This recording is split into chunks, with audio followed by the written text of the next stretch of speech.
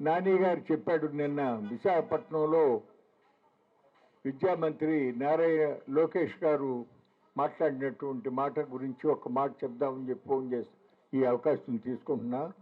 చాలా తప్పు మాట మాట్లాడుతున్నారు లోకేష్ బాబు.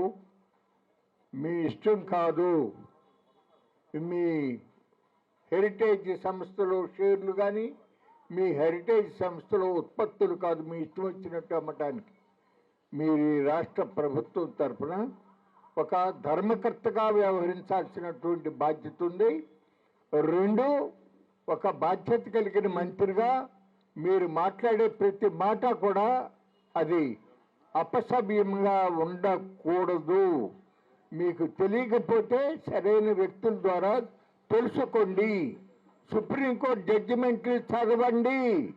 భారత రాజ్యాంగం ఏం చెప్తా ఉందో చదవండి.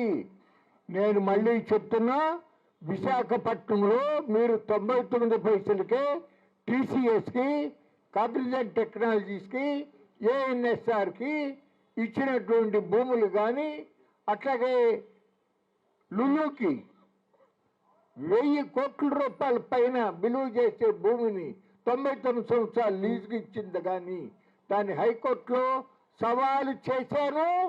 ఖచ్చితంగా నేను గెలుస్తా, ప్రజలు గెలుస్తారు, మీరు ఓడిపోతారు. ఒకవేళ నేను ఓడిపోతే మళ్ళీ నా జీవితాంతం కూడా ఒక్క మాట కూడా వ్యతిరేకంగా మాట్లాడను.